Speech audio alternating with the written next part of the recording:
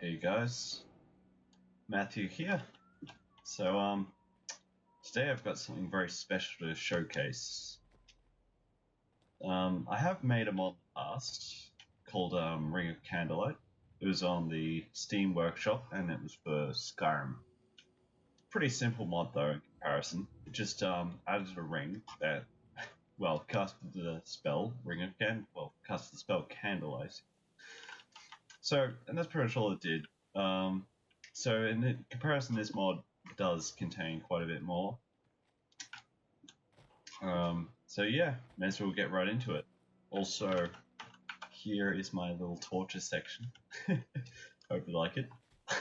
Keeps those guys in line. I just built that pretty recently. I need one of those pictures to shoot teddy bears at people's faces. Alright, so here we are. The Warhammer Space Marine mod. So this adds 9 unique textures to the game. So 6 of these are actual chapters that exist in the Warhammer universe. We got the Dark Angels, Ultramarines, Blood Angels, Imperial Fists, Blood Ravens, and Space Wolves. And the 3 at the back are just, I'll get to them later. Alright, so I'm just going to start off by showing these one by one. We've got the Dark Angels, like a nice bone material on the chest, and red arrow with the, I think it's a squad number on the side. So these were pretty tedious to make, to say the least. I had to start off making a base shape, and I was faced with a big problem of making sure the animation when it opens up,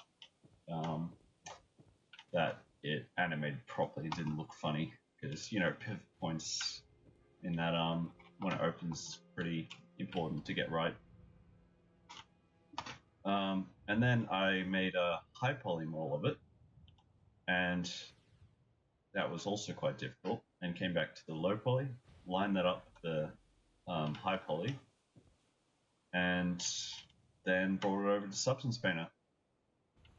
It had been my second time using Substance Painter, but the first time I was mainly playing around with it. I didn't really know 100% what I was doing, so this taught me a lot from that. So it's a good experience learning that. And there's the Imperial Fists. You might notice as well, the secondary color scheme has different materials occasionally. So this one's like a really reflective, shiny metal.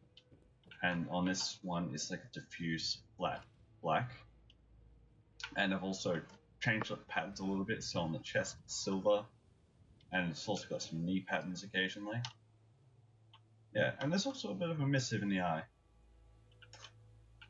Yeah, it was quite difficult though, but I'm pretty happy with how it came out. And good old Space Wolves. This guy was quite difficult to get right because the triangles I had to space them out properly, so they finished and started evenly. So that was quite difficult. And also the triangles in the back I'm pretty happy with. This guy was probably one of the funner ones to paint because of his unique kind of patterns. Oh, also that, see the letters on the side here? I originally had a problem in Substance Painter where I had the arms the wrong way around, so I had the logo on the right side. And I flipped that, of course, but the mirroring, like the text was mirrored the wrong way around, so it was backwards. So I had to fix that. And I did. It was a pain. Now this one, these back 3, this is the Imperial Army texture. It's a bit of a blend between my take on the Imperial Guard and the military texture from the power armor, the default power armor. So it's got this nice tank kind of paint job and this white secondary color. And that white I got inspiration from the default power armor. Also got the little Imperial logos on him. I'm pretty happy with this one. I like the white stripe also on the neck. And of course, you can't have a mod for Fallout 4 without a reference to Vault-Tec. So here I got the Vault-Tec power armor. Got a nice 111 on the side. The paint is a little bit newer, has a little bit less edge wear. It's more noticeable around here, for instance. This is quite silver, and this one doesn't have a lot of edge wear. I'm pretty happy with that one. It's got 111 at the back. It's a lot more vibrant than the others. Here we have the base metal texture, so this is when you actually find the armor. This is what it's going to look like. I originally didn't plan to have this one in here. I made all the other textures, and then found I kind of needed a base texture because it was kind of lacking in a, base material. So I came up with this one. It's pretty fun to put together, but yeah. So that's the power textures and chapters. Now I'm sure some of you are thinking, gotta have jetpacks, fly around on rooftops. I want some of that. Well, don't worry, I got you guys covered. If we go over to the power stand, under the torso section we have the mods. These are all the same as the default power mods. So we've got like Tesla coil, stealth pack, and we have the iconic jetpack from the Warhammer Space Marine universe. We also got the paints. Notice that they actually do change the name. So we got Blood Angels Marine, Blood Ravens Marine in here. The jetpacks all have unique textures for each of the chapters. So I'm going to get in here and show you. If you notice, I have a yellow helmet. That's from the Imperial Fists.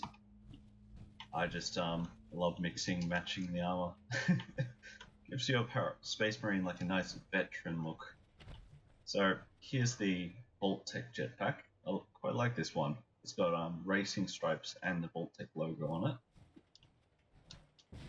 The effects are custom to this jetpack. So I used the vanilla jetpack effect and adjusted it to match this jetpack.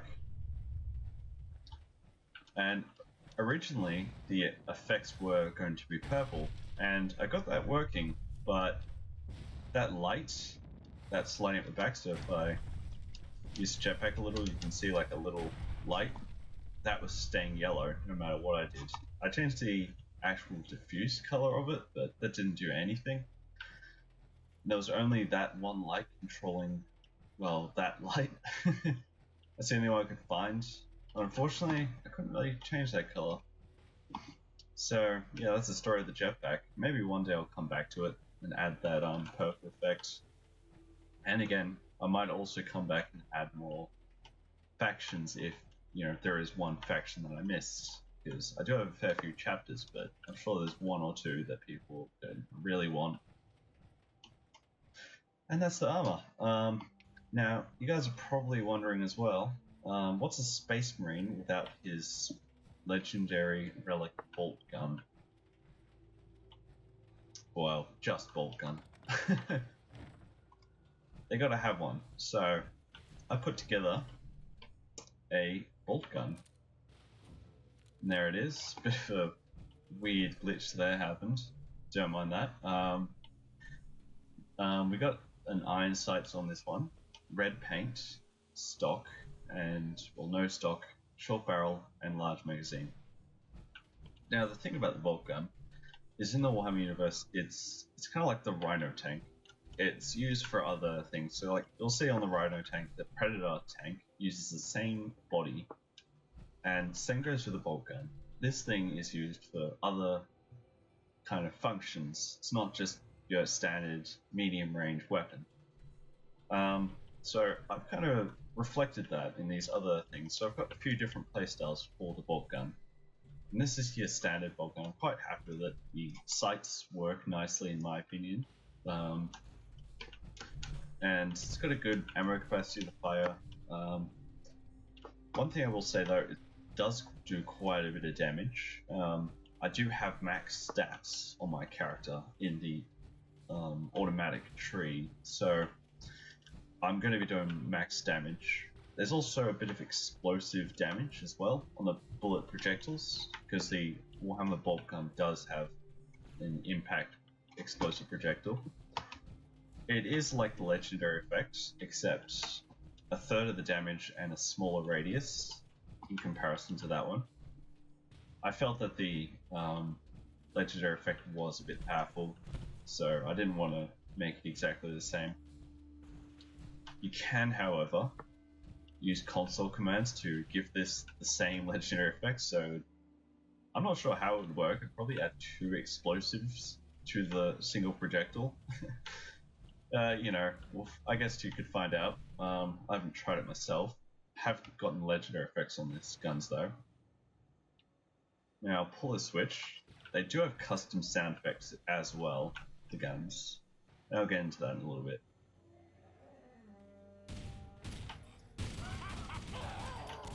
So yeah, dispatched them quite quickly.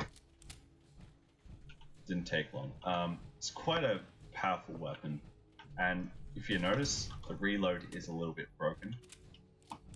Unfortunately, I'm not going to be able to fix that right away, at least. I've done a bit of research, and you kind of need this program which Microsoft bought out. It was originally free, but now it's only for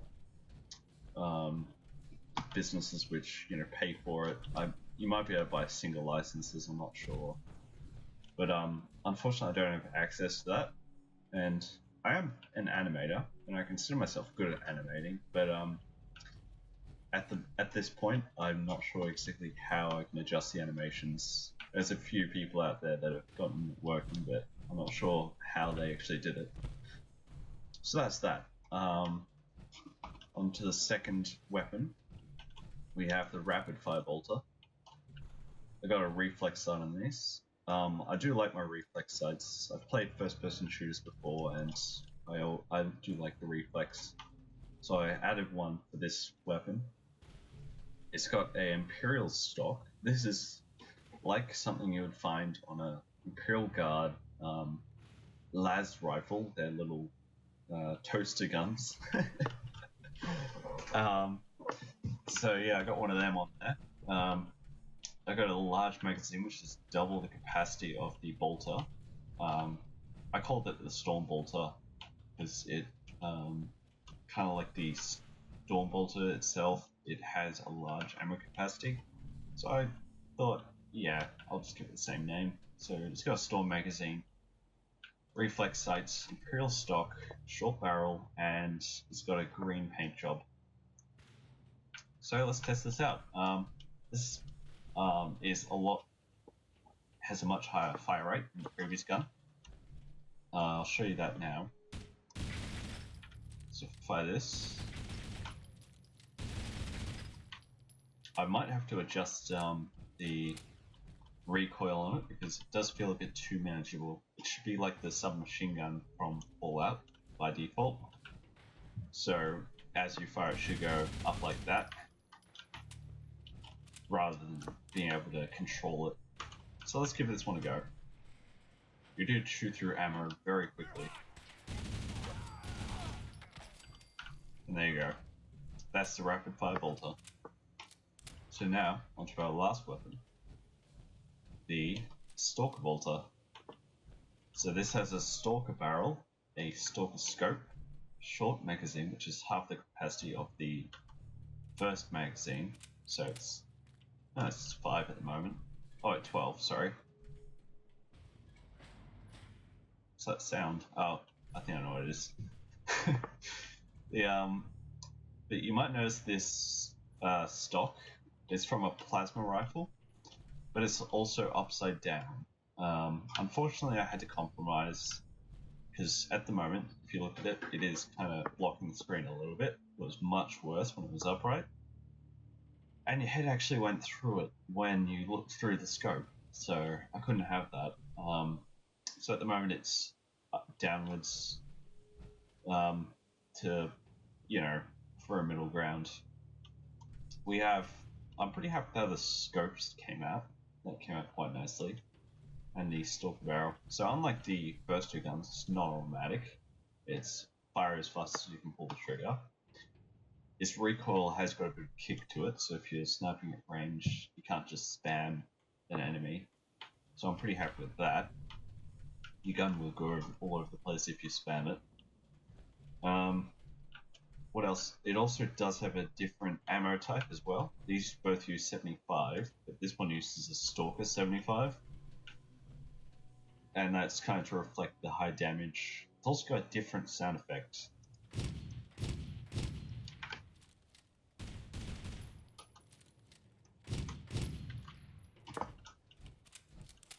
And yeah, let's just test it out then. Hopefully we won't get a mythic death claw. We'll find out. Got a glowing one. It's gonna be a tough fight.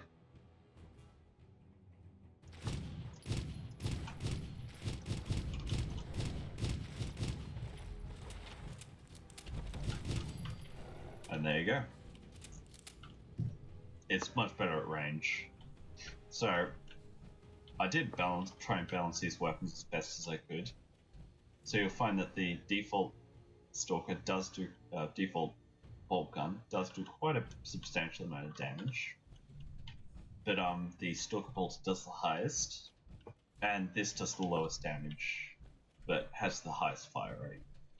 So I've tried balancing a little bit. I might still need to tweak them a little, you know, get it perfect. So let's go take a look at the crafting system I got set up for the bolt gun. Alright, let's look at the Stalker. So we have the receivers. These are the ones I showed you before. We got the book standard, the rapid, and the Stalker. The barrels, the stocks, the magazines, the scope. We got the iron. I'm going to switch to iron. And then we got the paint jobs. So this is the kind of fun part. I might add a bit more later on as well. Quite like the pixel pattern orange. Might make some variations on that, some different colors. Got military, the gilded. This looks better in the light, as you know, it's reflective, red paint, and the black. And that is the bolt gun.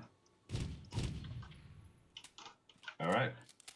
And now there's something I'll need to talk about. It's pretty important. And that is donations. So you can donate on the Nexus. I wasn't aware of it for quite a while myself, but there is a function for it.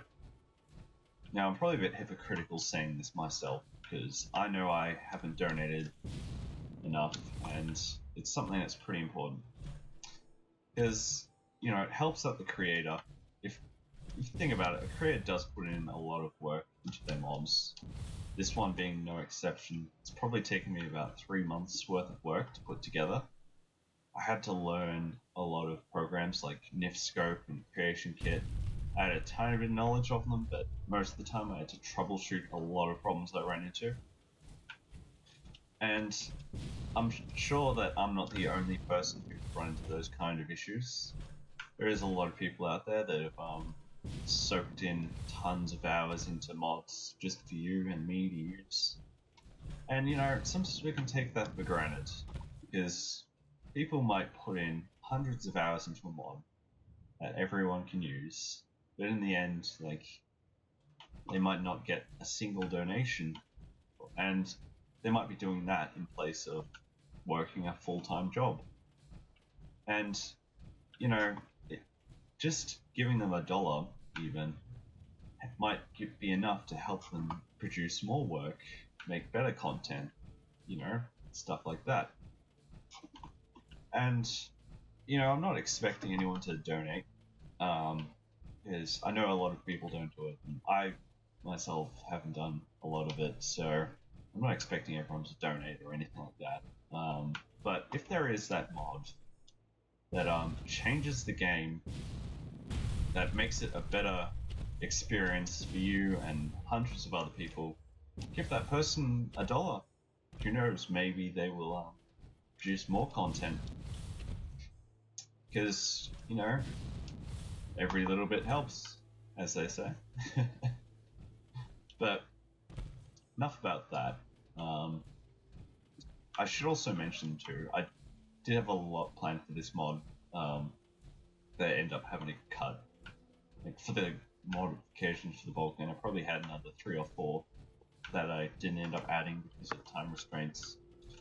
And also paint jobs for the Space Marine armor. Could have done a lot more. But yeah, time restraints. I just wanted to throw that in there as well. And I think that's everything. So now I'll show you guys how to actually get this armor in the game, where to find it. So let's head on over to Skylane's flight 1665. I believe the Brotherhood quest line takes you a location somewhere around here later, like a nuclear facility or something.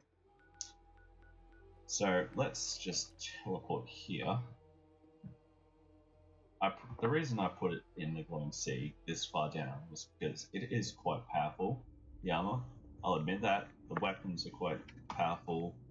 The armor's a little bit better than X01. So it's not something I want you to find the second you start the game. So, just looking at Skylines, we turn left. In fact, I put that marker pretty much where it is, or pretty close to it. You can kind of make that silhouette just about now, right in the distance. Apologies as well. This place might not look as good as it could. I wanted to get this mod out as soon as possible, and if I was designing this whole area, it probably would have taken me quite a long time to get all this sorted. So, you'll find this location on the map right about here.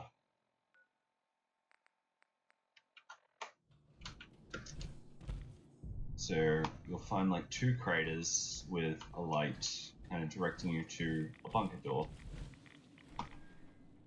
This again is another situation where I just copied a whole loading cell. You might recognize this place if you've found some high-level power armor underground in a bunker somewhere. So I didn't do anything too crazy here. Tons of floating skeletons around the place. I did change it up a little bit, but not much. It's still pretty much the same cell. So keep that in mind. Movement detected.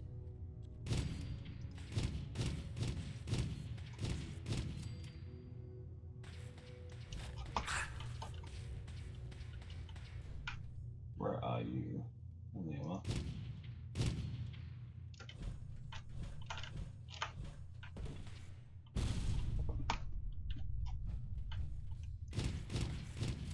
Alright, dispatch them. So if you come down here, it's not too hard to find, right in the center of the room, at the floor. There it is. So you can find this armor right in the middle of the building.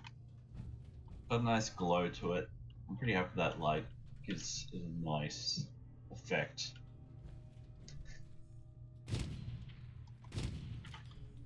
And if we go over here, we can find this thing called an ancient terminal. It has a bit of a backstory as to how this armor got here, and some information. Can't really claim this as being lore friendly, because, you know, it's not. But I can kind of try my best to embed it in the story. Now, I'm pretty happy with how I got it in there, but, you know, it's probably not the most creative solution as to how it got here. Suppose that's up to you guys. But if we turn left into this side room, you can find the guns. We have the automatic and the stalker. Now, both of these and the armor don't have crafting recipes. I don't really intend to add crafting recipes either. I just want it to be a one-off thing, not something you find everywhere. I can make out of some steel and lead. You know, it's something that's meant to be a pre-war item. So for that reason, I'm not going to make crafting recipes. In here we do have the ammo too. We have the 75 and the stalker round, and there's some ammo on the table for the bolt gun. All right, and that's pretty much the whole mod in a nutshell, really. So we covered the different textures you can have on your armor, the different factions, the bolt gun, stalker, all of that. We got all of it covered. So I do want to give a special shout out to the guys over at Eternal Crusade team. They're doing an amazing job on their game, Eternal Crusade. If you haven't seen it, give it a look. It's like a third-person shooter, and you attack, like fight over locations. It looks really cool. They're doing an amazing job on it. So if you haven't seen that, go check it out because very Warhammer. And then also Relic, their game Dawn of War 3 looks incredible. I do want to play that one when that comes out. And yeah, I just want to throw that in there at the end. So next I'm going to be giving you a brief overview of how you can actually donate on the Nexus. It won't take long, it's just clicking the user and then there's a donate section, but I'll cover it anyway, just because I wasn't aware that it was there.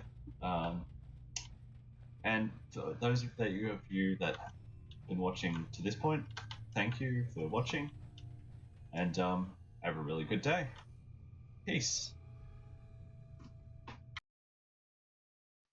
Hey, it's Matthew again. One more thing I forgot to mention is the ammo type is both the 45, 75 and the 75 stalker rounds are actually in loot table as well. So they're lootable at level 20, like the higher level ammunition types. Anyway, I just wanted to quickly cover that. Now, to donate, it's not that difficult. There's actually two ways to do it. I swear I didn't see this donate button before though.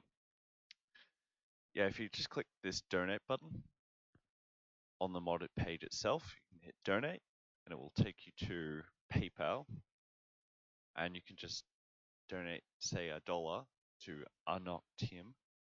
If you haven't seen his mods, you should check them out. They're quite good. And you can actually do it through the user as well. So under support on the user page, you can hit donate. Same way, pretty simple.